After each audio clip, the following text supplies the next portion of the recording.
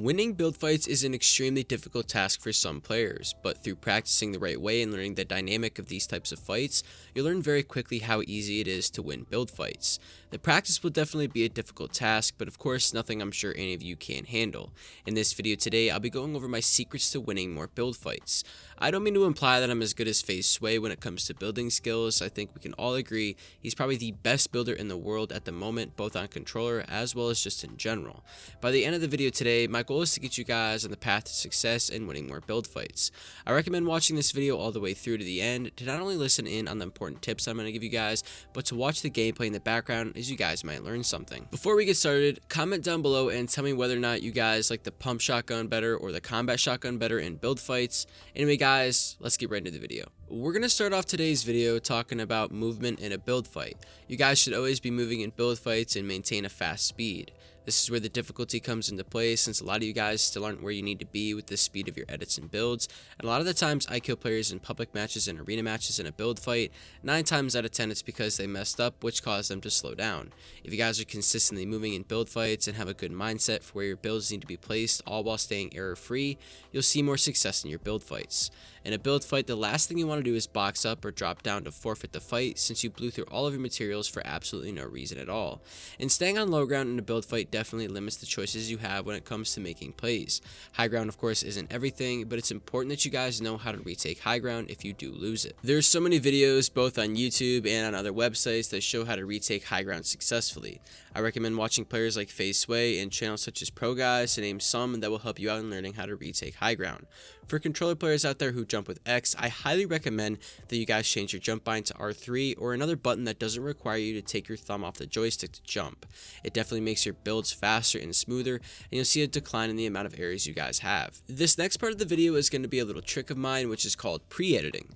Pre-editing is a way to set up a shot on your enemy very quickly behind cover. When you're in a build fight and you expect your opponent to be in a certain spot, you can make an edit through a wall or hold an edit on a staircase for when they do come that way, and you have a quick and easy shot on them. This is something I learned over time because of how many times it was actually done to me, and now I can expect it. If I'm playing against really good players and for players who are less skilled than me, it works on them almost every time. This is a really easy way to get an advantage on your opponent who is least expecting this. This goes hand in hand in winning more build fights, since you're always trying to get the upper hand on them. Any damage dealt in a build fight is a good amount of damage, as it will lead to the finishing shot in the end of the fight. Try and always keep yourself covered as much as possible, and make sure you always know where your enemies are. Since we're on the topic of keeping track of your opponents, we're going to be going over the most important tip I have to track your opponents in build fights. The most important tip I can give you guys is don't try and pinpoint your opponent to a specific location in a build fight.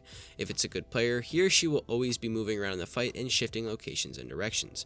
You'll notice against the really talented builders that they always seem to be making edits and moving around as much as possible. Which brings me to my next tip: always be moving and making edits. What this allows you to do is set yourself up for easy shots on your opponents and consistently deal damage to them.